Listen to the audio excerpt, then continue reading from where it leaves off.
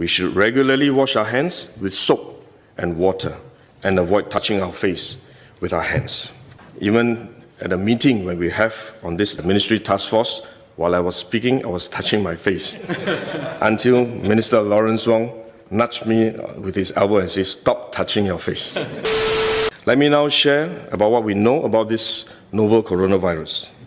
This virus comes from the family of coronavirus, which includes other viruses such as MERS and SARS, as well as the milder variants causing common cold. The medical consensus at this moment is that the novel coronavirus is more transmissible but appears less deadly than SARS. Evidence suggests that the rate of human-to-human transmission of this virus appears to be higher than that of SARS. For now, the evidence also suggests that transmission is mostly via droplets. What this means is that the virus is carried within droplets emitted from an infected person over a short distance, such as when a person coughs or sneezes. If these droplets come into contact with the eyes, nose, or mouth of an individual, directly or indirectly through hands that have come into contact with these droplets, the individual may become infected. To clarify, there is no evidence currently to suggest that the virus is airborne. There are other viruses, such as the chickenpox, which can easily be transported via air currents and do not require droplets to contact the eyes or nose. The novel coronavirus is not in this category of viruses. The novel coronavirus could also transmit through surface contact. Let me explain. When a person sneezes or coughs, the droplets fall onto the surfaces of tables and chairs, and the virus may remain alive for up to a few days. When someone else touches the surfaces of these tables and chairs, the virus can be transferred to his hands, and if he then rubs his eyes or nose without washing his hands, he may become infected. So we should wash our hands. This is also why we only quarantine the close contacts of confirmed cases. For more transient contacts, such as individuals that the confirmed cases may have walked past in malls or hotels, the risk of transmission is low. For coronavirus generally, the person is most infectious when he is displaying symptoms, or what you call symptomatic. And this is likely to be the case for the novel coronavirus as well. There is evidence of limited spread from a person without symptoms during the incubation period. However, this form of transmission may be uncommon and has so far involved isolated cases only. At this point, the evidence still points towards higher transmissibility when the person is displaying symptoms. As such, medical professionals, both overseas and in Singapore, have advised that the most effective way that we can protect ourselves is to practice good personal hygiene. We should regularly wash our hands with soap and water and avoid touching our face with our hands.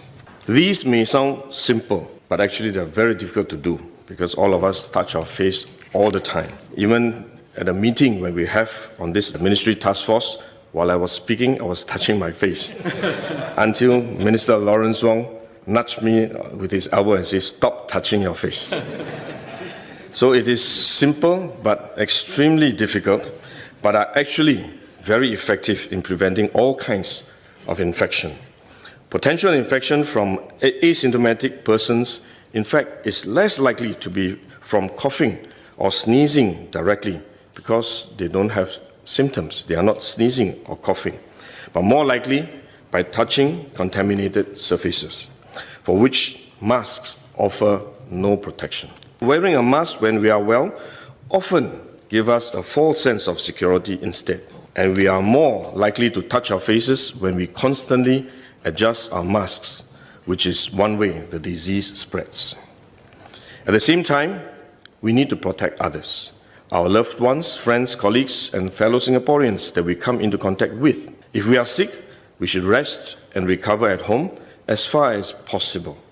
If we do need to go out to see a doctor, for example, we should wear a surgical mask to protect others. Indonesia, khususnya di Surabaya, seorang peneliti dari Universitas Airlangga Hairul Anwar Nidom justru sudah menemukan penangkal virus corona. Temuan ini ia peroleh setelah melakukan penelitian pada kandungan kurkuma di tanaman herbal. Menurut Hairul yang juga berpengalaman menangani wabah flu burung pada tahun 2005 lalu, ada 2 macam virus corona yang kini mewabah, yaitu low pathogenic dan high pathogenic. Untuk low pathogenic, virus ini sifatnya tidak begitu ganas dan berada di saluran atas. Sedangkan high pathogenic bersifat ganas dengan reseptor berada di paru-paru sehingga dapat berakibat fatal pada penderita corona. Hairul yakin dengan tumbuhan yang memiliki kandungan kurkuma yang banyak tumbuh di sekitar rumah, maka masyarakat tidak perlu resah. Agar terhindar dari corona, Hairul menganjurkan untuk rutin mengkonsumsi makanan yang mengandung kurkuma sebagai suplemen daya tahan tubuh. Di beberapa tempat saya tawarkan apa yang bisa digunakan untuk menangkal adalah herbal atau tanaman obat yang ada di sekitar kita dan kita biasa meminum atau mengkonsumsi itu, yaitu yang kandungannya kurkumin. Nah, kurkumin ini ada di dalam jahe, ada di dalam temulawak, ada di dalam kunyit, ada di dalam sereh dan sebagainya. Nah, obat-obat herbal itu biasa diminum oleh masyarakat kita. Jadi sebetulnya masyarakat kita sudah melakukan pencegahan terhadap infeksi virus apa